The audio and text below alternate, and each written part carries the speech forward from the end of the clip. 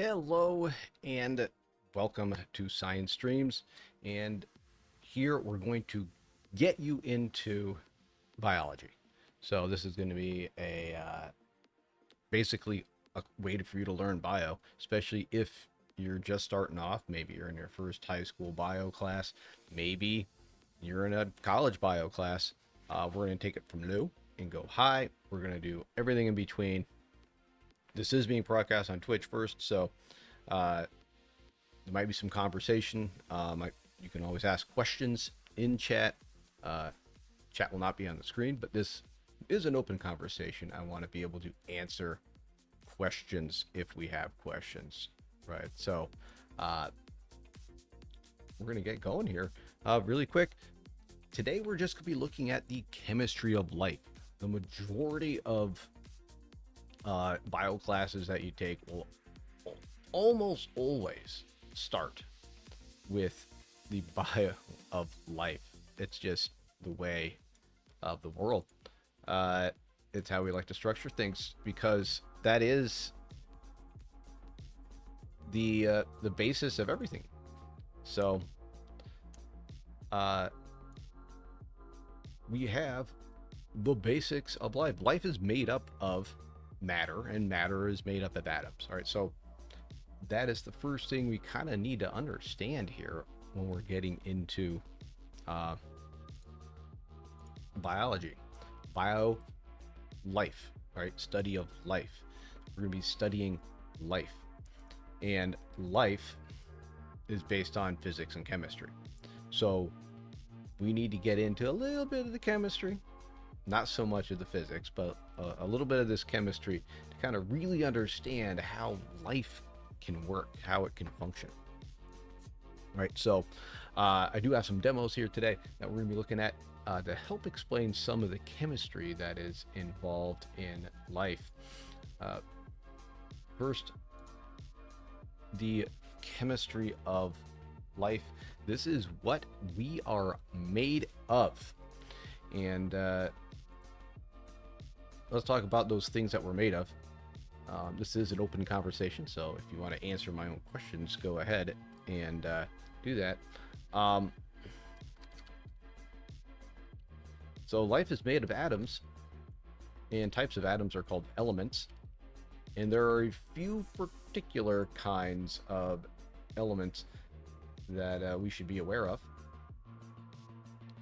Carbon, the element of life. Oxygen, hydrogen, and then a little smidge of the nitrogen in there. Make it tasty. There you go. And nitrogen. This makes up life. These are the four primary elements of life. And there's specific things that make this happen. So if you look up here in the corner, my hand is here pointing things out. Carbon in particular has a way of being where, guess what? Carbon has those four valence electrons that can accept other electrons, so we can have four bonds off of carbon. And this makes it special because it can bond a lot. Oxygen can only bond like 2, nitrogen 3. So we have, in particular, carbon becomes very useful because it can make long chains or polymers. And this happens a lot with sugars and starches. So, and this is very important for carbon. These stable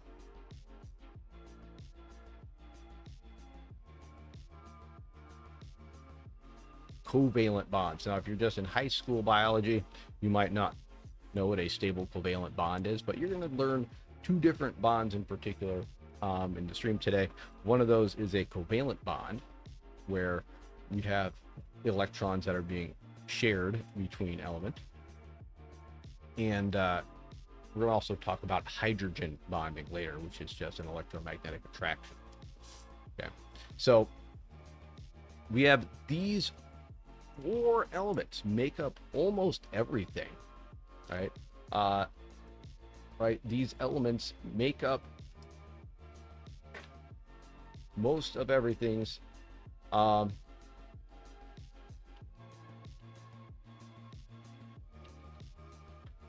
they make up things like our lipids, our nucleic acids. Lipids are fats, um, our proteins, and our sugars as well, our hydrocarbons. So, so all that stuff is made up of those, including water, is made up of hydrogen and oxygen as well. So we definitely, right, need to have plenty of carbon being made or being consumed by us. This is why it's important that we have food to eat, right? We got to eat food. We have to eat these elements. Now, there's some other ones that are found in trace amounts, right? We have trace amounts of some of these. I'm just going to call these hydrocarbons for now.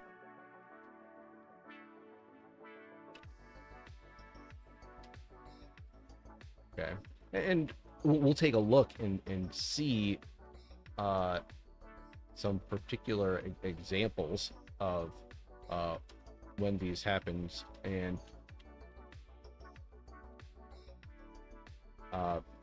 some particular trace amounts.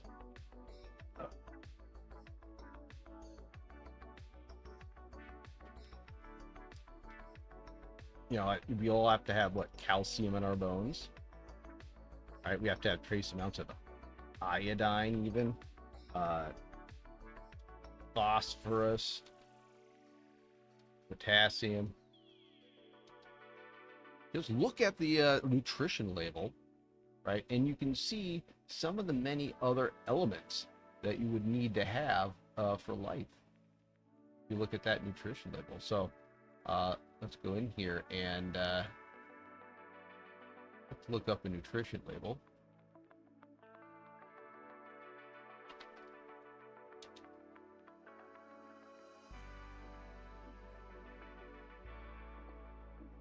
I do not know what this is a nutrition label for, but we'll insert it in here and we'll see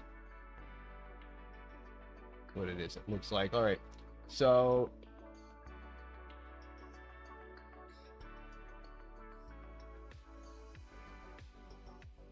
we have our carbohydrates.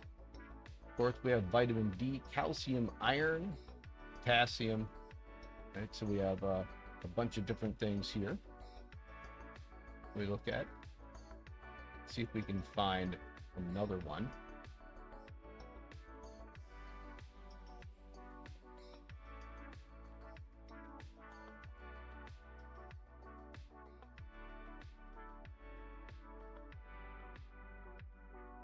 Maybe one with some more stuff in. Here we go. Iron, calcium, vitamin C, vitamin A. A lot of these have those other elements in them that we don't have down here. Now, something you might not be familiar with, you know, when we have all these things like even zinc and copper, find on these nutrition labels sometimes, iodine is found in what, salt? Who put the salt in my iodine? Who put the iodine in my salt? So we need to be able to look at these nutrition labels and think about all those different elements that are in there that we need for life to function. The majority of everything, like I said, that's made up of carbon, oxygen, hydrogen, nitrogen, but we need these trace amounts. And if we don't have them, we become deficient in certain vitamins. Okay, and if we become deficient in certain vitamins, we could get vitamin deficiency. So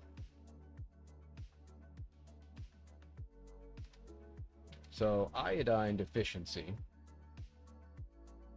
you end up getting what is called a goiter.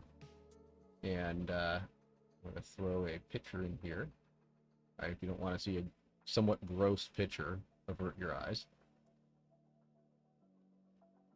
All right, so here is a goiter, and This is caused by iodine deficiency.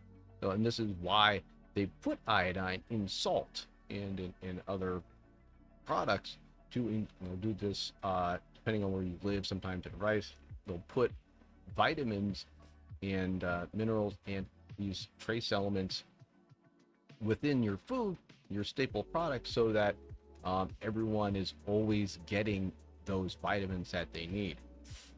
So to prevent certain vitamin deficiencies, you really don't want to be vitamin deficient. Not fun.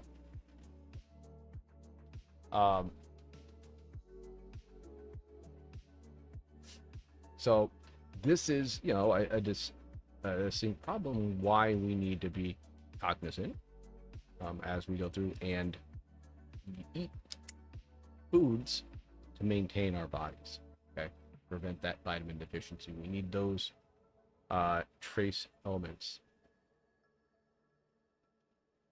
Helps if I spell hydrocarbons correctly, or you could say carbohydrates, I guess. Let's say carbohydrates. Right, and these are the main building blocks, and we'll talk a lot more about these 4 particular macromolecules in the future, and we definitely want to know them very well, get to know them like the back of your own hand, so to speak. We want to be able to have a knowledge of how each of these is made and their functions as we do this. So, other things that we're going to talk about next. So that's the basics right there. Okay, carbon, oxygen, hydrogen, right? A little bit of nitrogen. That's in our proteins in particular, and we have these other trace amounts of elements that make up biology. So the next thing we have to spend some time talking about, besides just this, is types of bonding. So we looked at our on our periodic table of elements, we have all the elements that could be in there, and some are more likely to be involved than others in the chemistry of life. And they have specific bonding. Like we said, carbon is very good at these stable covalent bonds, and we need our bodies to be stable, right? If our biology isn't stable, it's far too reactive and it won't stay the way it should be, right? But yet we need it to be able to change when we want it to.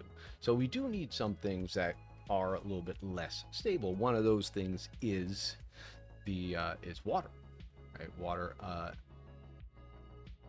When we look at water,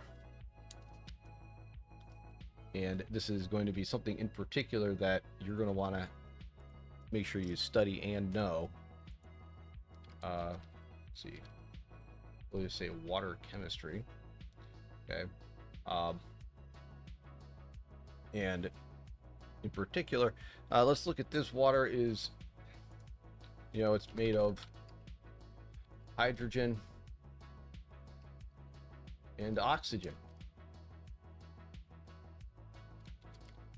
And oxygen is very electronegative, meaning it will attract electrons, for lack of a better word. Some chemists are probably screaming right now that, oh, that's not exactly what it means, but that's, we think about it, what it's going to look like. So we have our classic Mickey Mouse ears here for this hydrogen here. Now we know that in an atom we have protons and electrons, right? So we have our interior, all right, our nucleus will have protons that are a positive charge. It'll have orbiting the negatively charged electron, and you might have a neutron in there. So this is a proton, one proton. So we got a hydrogen, right? And it has that electron, so it's neutrally charged. So if both of these hydrogens have an electron, they're going to be much more attracted to the oxygen down here. Now the oxygen's only sharing one of its electrons here, right? So it's going to have some others down here, and this becomes much more negatively charged on this side of the oxygen because it's much more electronegative. It's attracting all the electrons down here. That gives this end a positive charge. All right, so we end up with what is called a polar molecule. All right, so water is polar. Right? It's positive one side, negative on the other. Okay, so it's a polar molecule. And this gives water its special properties. Okay.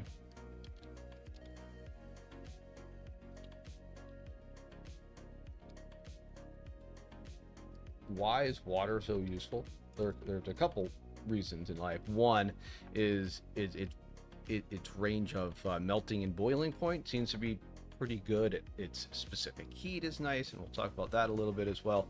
If you don't know what all these terms are, that's okay. If you're just doing high school bio, this will put you way ahead of the game. But that's why a couple years of chemistry are kind of nice to have. If you don't have that. But these nice things about water, right? It gives us this. So what happens, right? You know, the classic question, is water wet? Is water wet?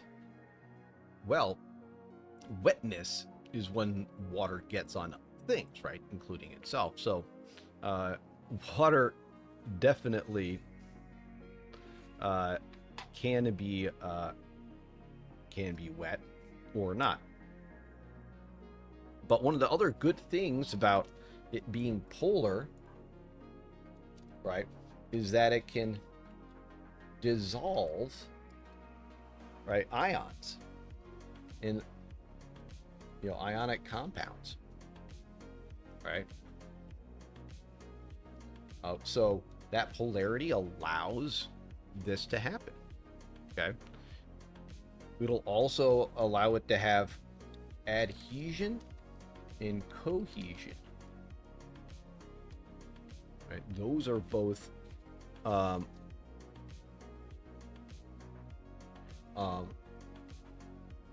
it also gives water its specific heat.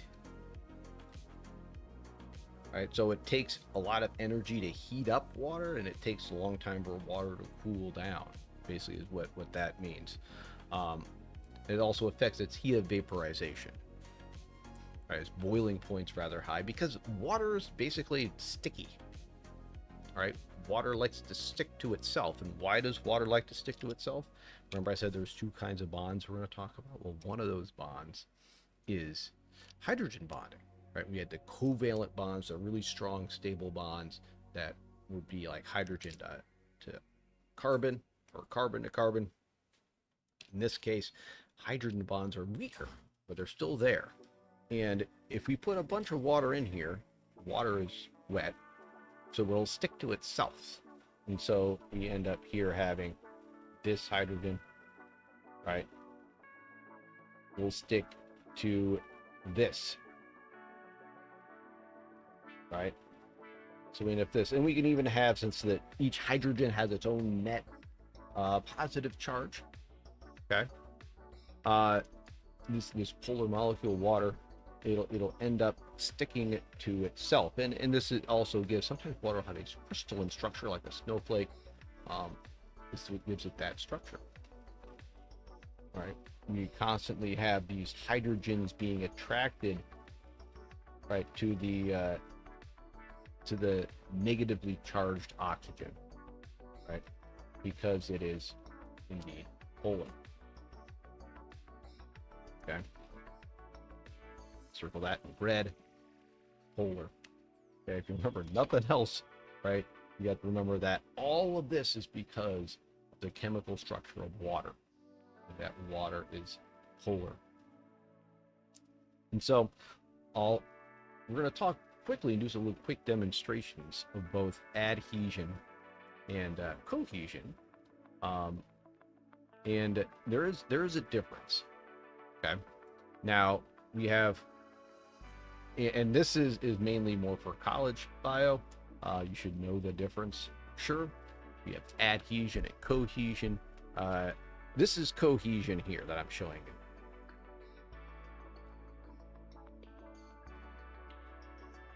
Right, this is water sticking to itself.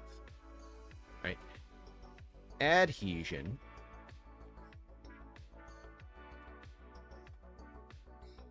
Right. This is water sticking to something else. Right. If you put water in a tube, right, it'll look like this. Right. So this is right, maybe a graduated cylinder or a flask or something, and water will have this meniscus. And this is because water is kind of sticking to that interior, right? And this happens more with some substance than others. Why you see this more with glass.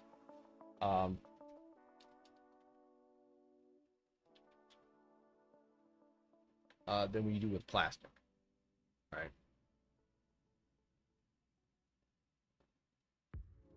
So,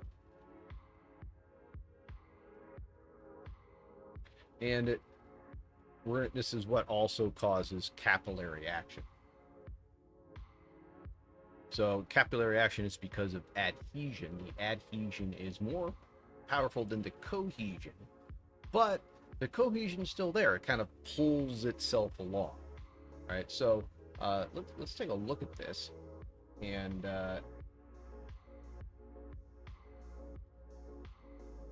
we have here our awesome blue liquid of science. And let's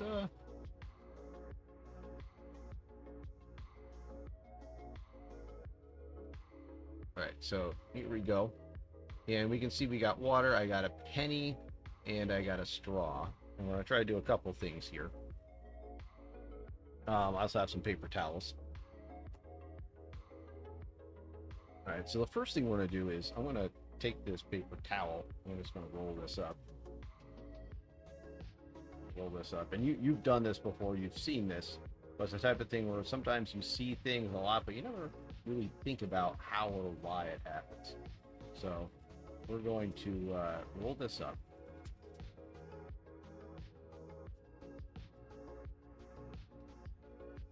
Okay, and we're going to put it in the water. Now, what should happen is because of adhesion, the capillary action, the water should travel up the paper towel. Oh, you can see it happening. Look. Right, it's moving up. Like, why would it do that? It's going against gravity, right? It's going upwards, away from gravity. Now, why would that happen? Well, it's happening because the adhesion, right, the chemicals in the paper towel are also charged, and they're pulling up on the water. The water pulls up on the water.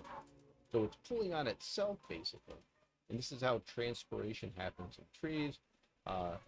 There's a lot of other natural phenomena that use, capillary action. Okay, so this is a really great demonstration of the hydrogen bonding in water. Now let's look at cohesion. A little demo for that, if I can avoid getting water everywhere.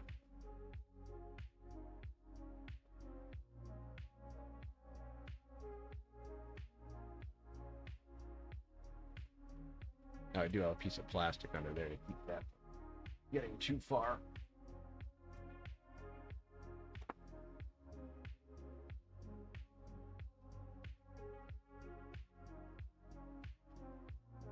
All right. So I got a penny here, and I I really don't have. I wish I had a better, well, webcam one. Two, most of my science equipment's not at home; it's at school.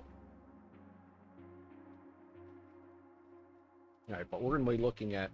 So we looked at adhesion. That was the capillary action going up, and this will be now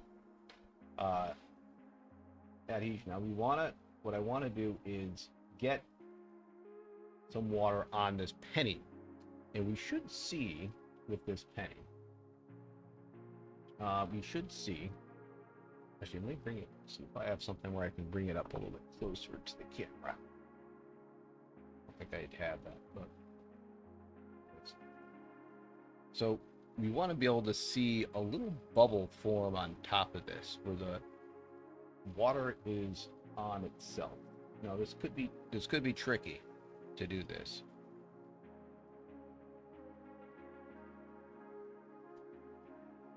Yeah, there we go.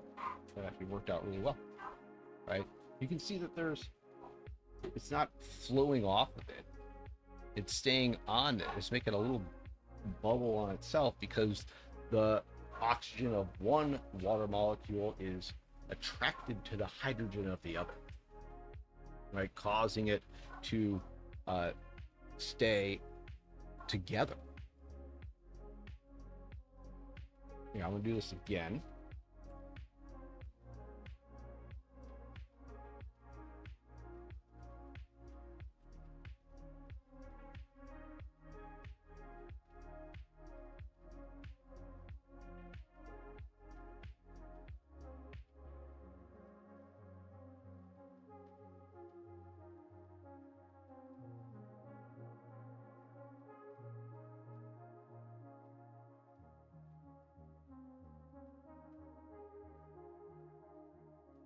Oh boy, this is hard to do.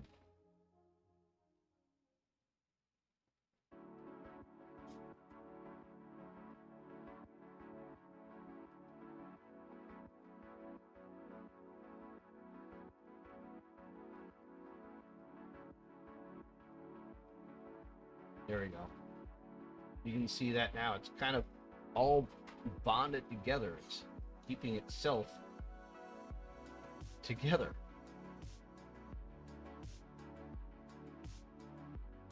You can see these challenges sometimes on TikTok and other places where they have